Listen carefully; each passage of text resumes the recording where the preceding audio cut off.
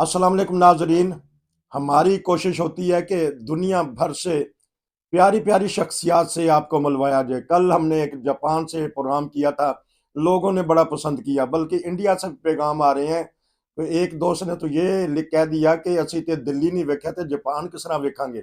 बहरहाल ये मिला-जुला प्रोग्राम होता है। तो आज फिर मैंने यूरोप का एक ऐसा मुल्क इंतखाब किया है, तो मैंने सोचा कि वहाँ से जो हालात हैं आजकल पता किया जाए। बीच में नाज़रीन हम हर किस्म की मालूमात देते हैं, कोशिश करते हैं, असाइलम के बारे में, तारकीन वतन के बारे में, काम-काज की बातें करते हैं।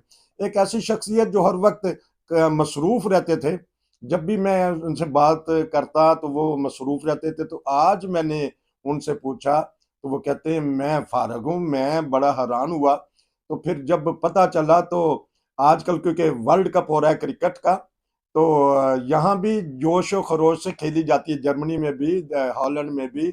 हमारी पाकिस्तानी कम्युनिटी वाले क्रिकेट शौक से खेलते हैं। हम मैं जहाँ रहता हूँ जर्मनी में, वहाँ तो माशाल्लाह बेशुमार ज़बरदस्त किस्म के प्लेयर भी हैं, क्रिकेट खूब खेलते हैं, क्रिकेट से एन्जॉय करते हैं। तो इन्होंने मुझे बताया कि मेरा ना मुश्किल हो गया है, तो मस्कल जिसे कहते हैं, या पट्ठा चढ़ गया। तो मैंने सोचा कि ये बातें हम करेंगे मज़े-मज़े की, कि किस तरह पट्ठा चढ़ गया, कि क्योंकि किसी ज़माना में 1981 में जब इमरान खां भारत गया था, तो वहाँ उनके पट्ठे बड़े चढ़ते थे। तो वहाँ फिर सिकंदर बख्त की गुड्डी चढ़ी, क्योंकि आजकल तज्ज़िया करते हैं सिकंदर बख्त। मैंने बात इसलिए लंबी करती है कि बातों से बात फिर निकल पड़ती है। मैं ज़रा जल्दी से चलूँगा, हमारे साथ हैं ऑस्ट्रेलिया से वियना, जो उनसे एक बहुत ही खूबसूरत शहर है, नसीरुद्दीन साहब। जी, अस्सलाम वालेकुम। वालेकुम सलाम जनाब, क्या हाल चाल है? शुक्र है, सेहत कैसी है शुक्र आपकी? अल्हम्दुलिल्लाह। मैंने कोई लंबी बात तो नहीं कर दी आपके, प्राइवेट बात बता नहीं दिया, कोई नहीं हर्ज तो नहीं है, प्राइवेट बात बता दी है। कोई आप बताएं कि कोई हर्ज नहीं जनाब। ये मस्कल किस तरह, क्रिकेट का शौक किस तरह पैदा हो गया, वहां पाकिस्तान में खेलते रहे? जी, क्रिकेट खेलने का शौक मुझे बचपन से ही था, तो खास तौर पे बॉलिंग कराने का। अच्छा।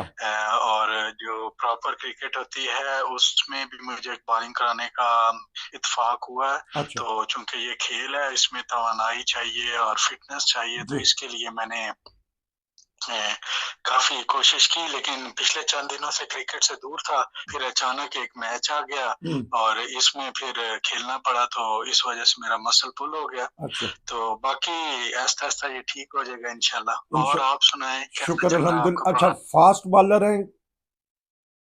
हुँ, जी, मैं मीडियम फास्ट बॉलर हूँ, लेफ्ट हैंड से बॉल कराता हूँ और बैटिंग भी लेफ्ट हैंड से करता हूँ। अल्लाह। तो इस मैच में बैटिंग करते हुए जो है जो है मेरा मसल पुल हुआ है। अच्छा। तो बाकी लेकिन फिर भी मैंने छक्के वगैरह लगाए, अच्छा। तो अपनी अनफिट होने के बावजूद मैंने रनर लेके तो अपनी बैटिंग जारी रखी। नहीं जी, ये क्रिकेट का शौक ऐसा भी इंसान अगर थोड़ा सा जख्मी भी हो जाए या मसल पुल हो जाए, तो उसके बावजूद भी ये शौक ऐसा है कि इंसान दुश्मनी ले लेता है।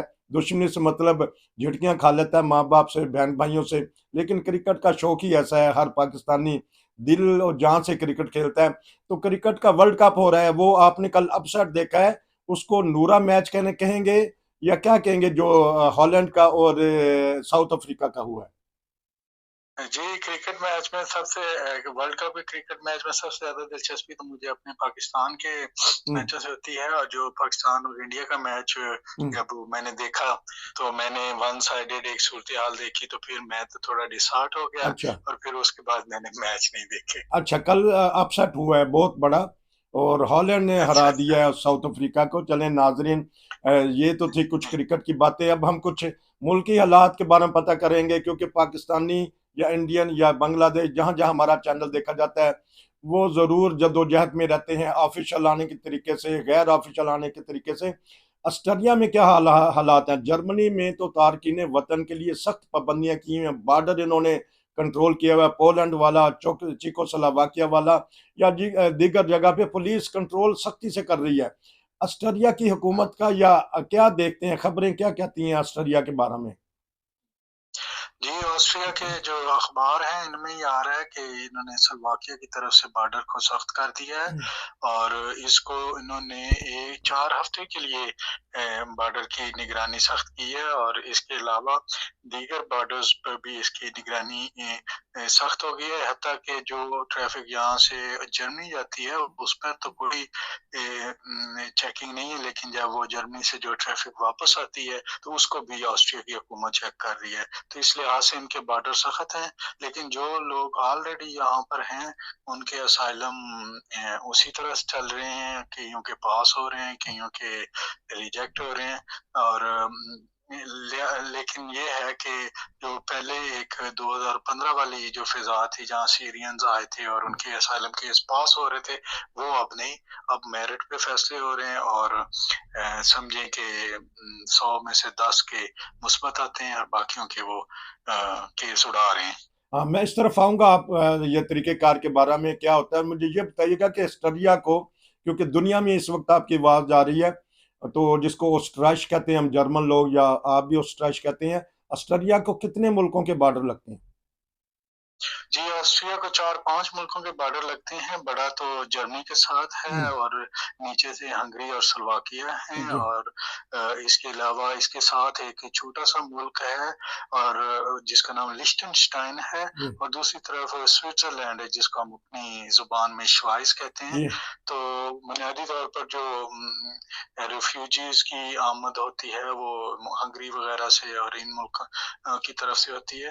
तो इन बॉर्डर्स पे स्लोवाकिया वगैरह इन बॉर्डर्स पे ज़्यादा सख्ती है। नाज़रीन, आपको खबर दी जा रही है ऑस्ट्रेलिया से। ऑस्ट्रेलिया के अखबारात में, मीडिया में ये खबरें आ रही हैं और टीवी पे भी, कि वहाँ सख्ती कर दी गई है, जिस तरह जर्मनी वालों ने सख्ती की है।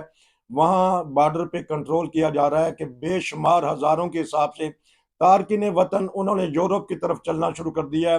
फिर यूरोप में वो जब दाखिल होते हैं तो ये एक दो दरवाजे हैं, ऑस्ट्रेलिया भी इसमें शामिल है। हमारे नसीरुद्दीन साहब वहाँ की खबर बता रहे थे कि वहाँ इस वक्त सख्ती है, और ये भी साथ उन्होंने बताया कि जर्मनी से भी अगर कोई जाए, तो जर्मनी से अगर कोई सैर करने जाता है, आजकल शीश पोर्ट हो गई या कुछ भी, तो इतनी सख्ती क्यों कर दिया? जर्मनी वालों के साथ उनको क्या ताल्लुक है इस मामले में?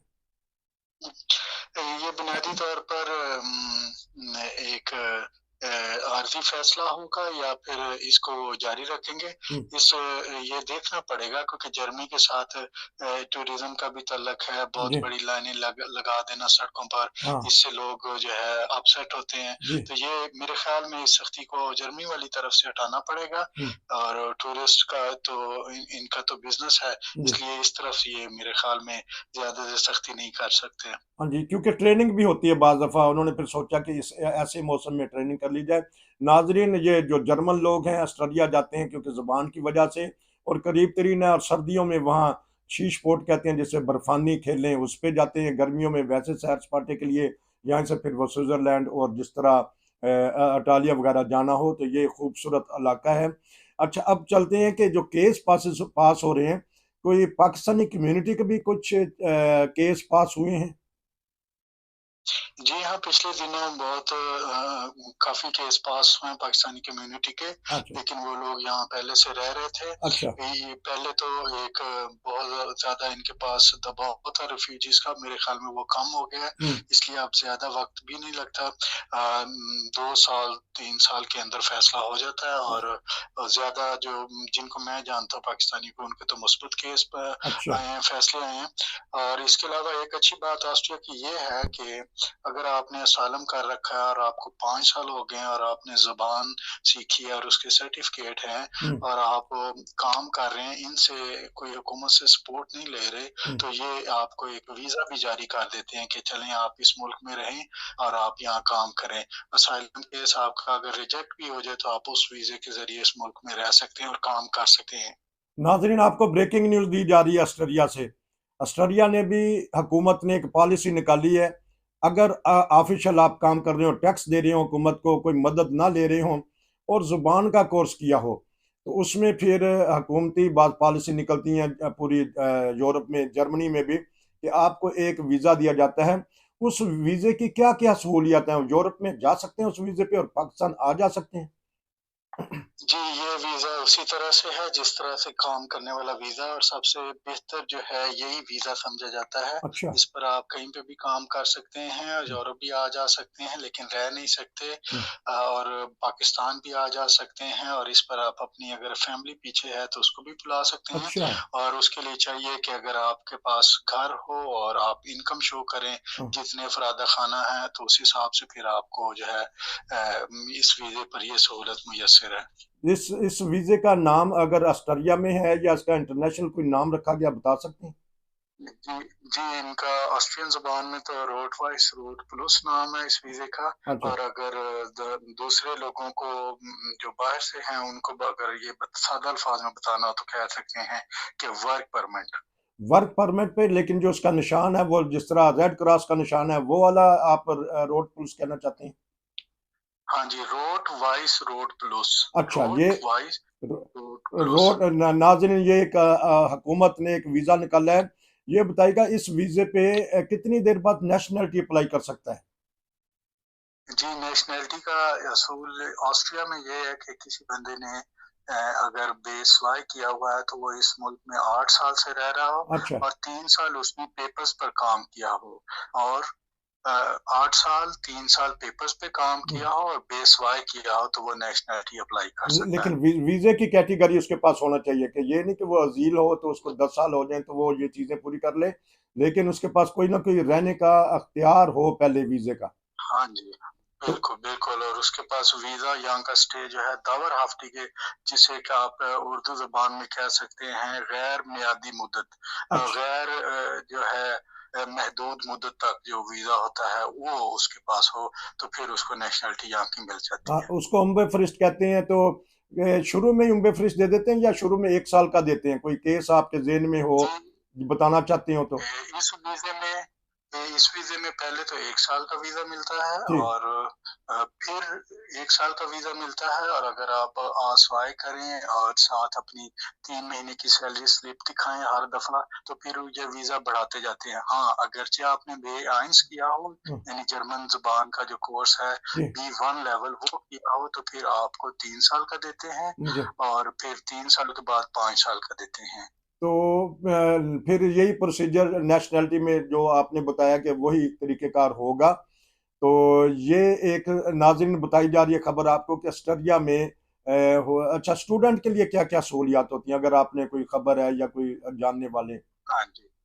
जी, जो जो यहाँ पर स्टूडेंट आते हैं, वो पहले अपनी तालीम मुकम्मल करते हैं। उन्हें एक स्टूडेंट आईडी कार्ड दिया जाता है, जी, जिस पर आप 20 घंटे काम कर सकते हैं। अच्छा, उस स्टूडेंट को जब उसकी तालीम मुकम्मल हो जाती है, अगर वो मास्टर्स के लिए आया, मास्टर कर लेता है या बैचलर्स के लिए आया, तो वो बैचलर मुकम्मल कर लेता है, तो फिर उसे 1 साल का यहाँ वीज़ा दिया जाता जी, है। 1 साल के वीज़े इसलिए दिया जाता है कि वो काम ढूँढ ले। अगर वो काम ढूँढ लेता है, तो फिर वो यहाँ पर उसका वीज़ा काम के हिसाब से बढ़ता रहता है और फिर जब उसकी नेशनैलिटी की जो रिक्वायरमेंट्स है वो पूरी हो जाए, तो फिर वो यहाँ का नेशनल भी बन सकता है। तो ये स्टूडेंट के लिए बहुत अच्छी एक यहाँ सहूलत है हुँ, कि वो अपना पढ़ लिख कर इस मुल्क में रह सकता है। तो ये इनका एक अच्छी स्कीम है क्योंकि पढ़ लिख कर अगर कोई इस मुल्क से चला जाए, तो वो इस मुल्क का भी नुकसान और चूँकि जी। यूनिवर्सिटी में महदूद सीटें होती हैं, तो वो तालिब-इल्म अगर इस मुल्क की खिदमत करने के बजाय किसी और मुल्क की खिदमत करे, यहाँ से तालीम हासिल करके तो ज़ाहिर-सी बात है इस मुल्क का भी नुकसान है। जी, तो इस लिहाज से ये इन्होंने अच्छी स्कीम एक बनाई है। सहूलियात देते हैं अपने स्टूडेंट को क्योंकि उन्होंने वहाँ अपनी पढ़ाई की है 5-7 साल तक उन्होंने रह के वहाँ काम भी किया, पैसे भी कमाए हैं, तो अगर कोई वहाँ से चला जाए तो ये इन्होंने इन सहूलियत दे दी हैं। ये और बताइएगा कि जो फ़ैमिलियन सुज़ामन फ़्यूरन जिसे कहते हैं कि अपनी फैमिली बुला सकते हैं पाकिस्तान से, वो किस-किस वीज़े जी, पे जी। बुला सकते हैं?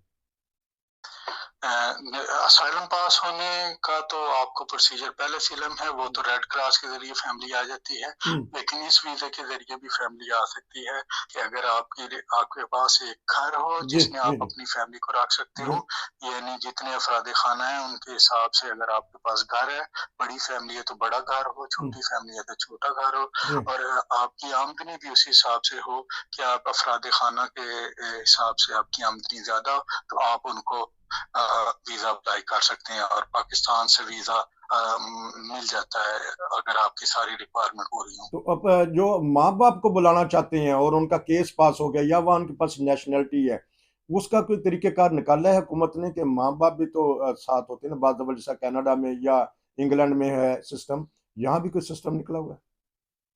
जी, यहाँ पर भी सिस्टम मौजूद है और उसकी वही रिक्वायरमेंट है जो बाकी दीगर यूरोप के मुल्कों की है। ये हम्म।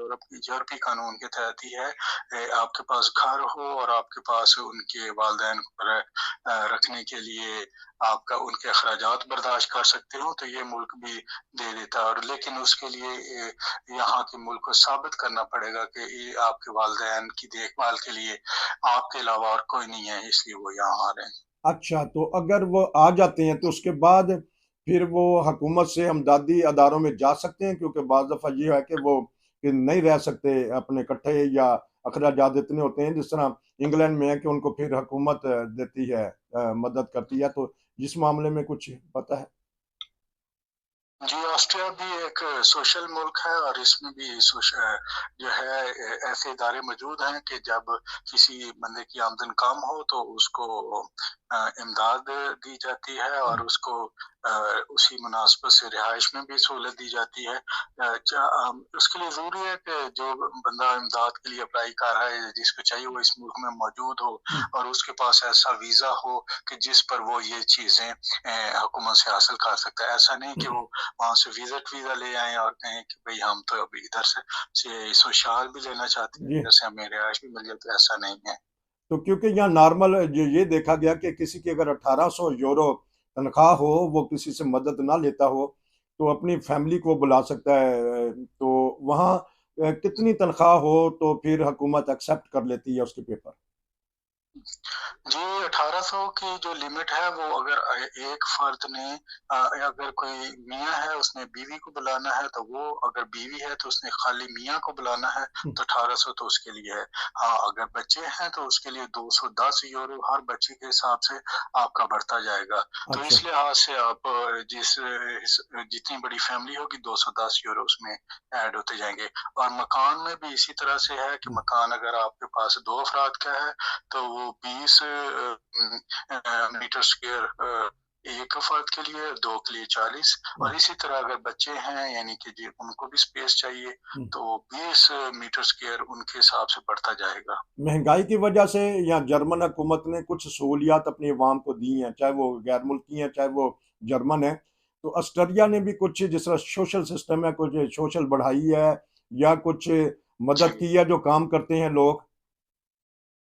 जी हाँ, यहाँ पे ऑस्ट्रिया ने भी जो वो यहाँ असाइलम सीकर थे पहले 360 यूरो उनको मिल रहे थे। अब तो क्योंकि मैं तो अब इस सिस्टम से बाहर हूँ, हम्म। लेकिन उनको 400 और मेरे ख़्याल में 40 यूरो मिल रहे हैं और हुकूमत हर साल जो है बिजली के बिलों में मदद के लिए हर घराने को साल में 2 मरतबा 100-100 यूरो भेजती है। अच्छा। इसके अलावा जो हुकूमत है वो यहाँ पर एक क्लीमा बोनस है जो कि महंगाई के हवाले से दिया जाता है। वो भी शहरों में बसने वालों को 110 यूरो दिए जा रहे हैं हम्म। और देहातों में बसने वालों को 220 यूरो दिए जा रहे हैं हर फर्द को। हाँ जी, आखिरी सवाल के, क्योंकि दुनिया भर में तारकीन वतन के खिलाफ स्कीमें चलती रहती हैं, तो कैसा देखते हैं कि हुकूमत का रवैया कैसा है गैर मुल्कियों के साथ और मुआशरे का? और ऑस्ट्रेलिया जो सा एक पुरअमन मुल्क है, तो क्या देखते हैं ऐसे हालात में आप? ऑस्ट्रिया में तारकीन वतन जो हैं उनके लिए कोई ऐसी ख़ास मुश्किलात नहीं है। हम्म। लेकिन मुश्किलात तब बनती हैं जब कोई तारकीन वतन कोई ऐसा काम करे हम्म। कि वो हुकूमत की नज़रों में आ जाए और यहाँ की जो मकामी आबादी है उसके लिए कुछ तशवीश का बायस हो, तो तब मुज़ाहरे होते हैं, अखबारों में खबरें छपती हैं, फिर लोगों के अंदर जज्बात बढ़ते हैं, फिर जी। वो नफ़रत का इज़हार करते हैं। ताहम अभी तक ऐसा कोई नहीं है, लेकिन एक ये भी बात है कि ऑस्ट्रिया की इमिग्रेशन पॉलिसी जो है यहाँ पे बहुत सख्त है और यहाँ पे असाइलम का जो है वो भी निज़ाम बहुत सख्त है। अच्छा। तारकीन वतन की इतनी तादाद नहीं है कि वो लोगों के लिए दर्द-ए-सर बन जाए। लेकिन ये है कि जितने हैं वो अमन के साथ यहाँ रह रहे हैं, ऐसी कोई ख़ास परेशानी नहीं है। आपका बहुत शुक्रिया, क्योंकि 20 मिनट का प्रोग्राम हो गया। नाज़रीन, मजबूरी में लंबे प्रोग्राम करने पड़ते हैं, क्योंकि मालूमात ऐसी हैं, लोग कहते हैं कि ये भी पूछना था, ये भी पूछना था, ये भी पूछना था। कोशिश हम करते हैं कि चंद जो सवालात होते हैं, जो पूरी दुनिया के रफ़ाई आमा के लिए काम आएँ, वो हम पूछते हैं, और बड़े अच्छे तरीके से हमारे भाई ने बता दिया। तो अपना ख़्याल रखिएगा, जल्दी सेहतमंद होइएगा।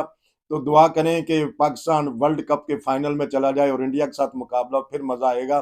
बहरहाल ये तो आखिर में मैंने बात कर दी है। कुछ कहना चाहते हैं तो आखिरी आधा मिनट आपके लिए। जी, मैं सारी दुनिया में बसने वाले जो भी दोस्त हैं उनको अस्सलाम वालेकुम रहमतुल्लाह कहना चाहता हूँ, और मैं चाहता हूँ कि वो खुश रहें, आमीन। और जो इस वक़्त दुनिया में तमाम मज़लूम हैं उनके लिए दुआ करें कि अल्लाह ताला उनकी मुश्किलात जल्द आसान फरमाए। आमीन। बहुत शुक्रिया आपका। ये थे नसीरुद्दीन साहब ऑस्ट्रेलिया से स्पेशल प्रोग्राम कर रहे। नाज़रीन, अगर आप भी कोई प्रोग्राम करना चाहते हैं, फ़ौरी तौर पे व्हाट्सएप पे मैसेज कीजिएगा। देखें, बगैर तैयारी के सिर्फ़ मैंने 1-2 बातें इनसे की तो प्रोग्राम ज़बरदस्त किस्म का कर दिया। घबराइएगा नहीं, सवालात हल्के होते हैं, तो आप भी मेरे से राब्ता करें। आपकी आवाज़ पूरी दुनिया में फैलाएँगे। नसीर को इजाज़त दीजिए। आपका भाईजान शुक्रिया। अस्सलाम वालेकुम। वालेकुम सलाम व रहमतुल्लाह।